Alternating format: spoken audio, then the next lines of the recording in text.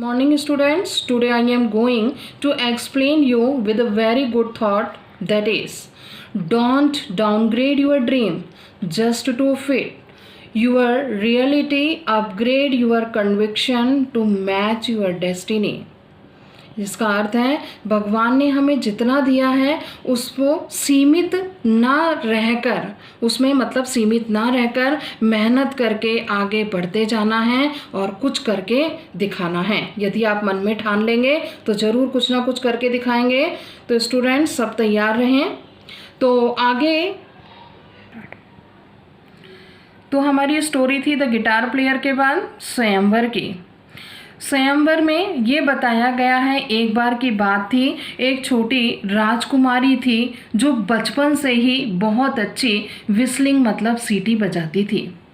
उसके माता पिता उसे मना करते थे कि सीटी मत बजाओ। कारण क्या था? हमारा जो भारत है वो पुरुष प्रधान देश है। अगर लड़की सीटी बजाती है तो वो उचित नहीं लगता। यदि लड़का सीटी बजाता है तो वो माँ बाप को बहुत शोभा देता है।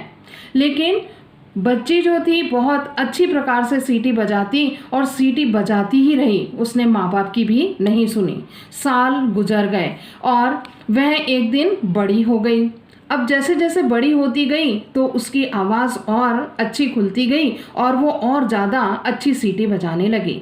हर पेरेंट्स ग्रीव्ड मतलब उसके माता पिता बहुत चिंतित हुए, व्यथित हुए, दुखी हुए। What man will marry a whistling woman, यदि ये औरत के रूप में जब होगी और सीटी बजाएगी तो कौन इससे विवाह करना चाहेगा? सैड हर मदर डोलफुली, माँ ने बड़े दुखी होकर के कहा। वेल सैड हर फादर, तो उसके पिता ने कहा अच्छा तो मैं एक घोषणा करता हूँ। उन्होंने अपने मन में एक तरकीब सोची तो उन्होंने कहा कि मैं कुछ अच्छा करके दिखाता हूँ। The best of it, I will offer half of my kingdom, तो मैं अपना आधा राज्य एंड द प्रिंसेस और इस राजकुमारी के साथ इसके विवाह में उस व्यक्ति को दूंगा जो इसको सीटी बजाने में क्या करेगा? हरा देगा। The Kings offer was duly proclaim, अब जो राजा का ऑफर जो प्रस्ताव था उसकी घोषणा कर दी गई। एंड सून द पैलेस और प्लेस में अंतर है। पैलेस कहा गया है महल को। वॉज जैम मतलब भीड़ से भर गया बिल्कुल। विद स्वीटर्स विस्लिंग, तो वहां पर अच्छे से अच्छे दिग्गज सीटी बजाने वाले वहां पर आए। विवारती उससे बिल्कुल उनका जो महल था ठसाठस भर गया। वहां बहुत शोरगुल हो रहा था। अधिकतर लोग जो थे उसमें से बड़ी भयानक रूप से सीटी बजा रहे थे और केवल थोड़े से लोग थे जो बड़ी अच्छी सीटी बजा रहे थे। लेकिन राजकुमारी उनमें से प्रत्येक से अधिक अच्छी थी, मतलब वो सबसे ज़्यादा अच्छी सीटी बजा रही थी। उसने राजकुमारी और जो उसके यहाँ पर विवार्थी आए थे उन्हें आसानी से हरा दिया। अब राजा को और ज़्यादा चिंता होने लगी। राजा बड़े डिस्प्लीज्ड, नाराज हुए। लेकिन राजकुमारी ने कहा कोई चिंता मत कीजिए पिताजी, अब मुझे परीक्षा के एक रूप को निश्चित करने दीजिए। मतलब अब मैं एक टेस्ट का आयोजन करूंगी परीक्षा का और शायद इसका कुछ अच्छा परिणाम ही निकल कर आएगा।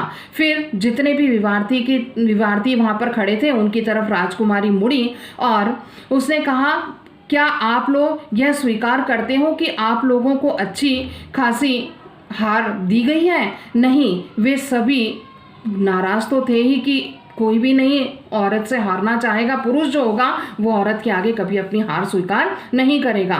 तो उसने उन लोगों ने कहा सभी के सिवाय एक ने, हम सोचते हैं कि कोई या तो तुम सीटी बजाती हो उसमें जादू है या कोई तुम्हारी चालबाजी है। लेकिन एक ने बिल्कुल निश्चल बिना कपट के कहा हाँ वह बोला मुझे तो बहुत अच्छी खासी प्रकार से हरा दिया गया।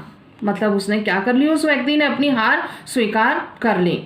द प्रिंसेस स्माइल, अब वो राजकुमारी मुस्कुराई और अपने पिताजी की तरफ घूमते हुए इस व्यक्ति की तरह जिस व्यक्ति ने अपनी हार को स्वीकार किया उसकी तरफ उसने इशारा किया और कहा यदि वह मुझको रखने के लिए सहमत होगा तो मैं उससे शादी करूंगी, क्योंकि उसने बिल्कुल निश्चल मन से अपनी हार स्वीकार कर ली थी।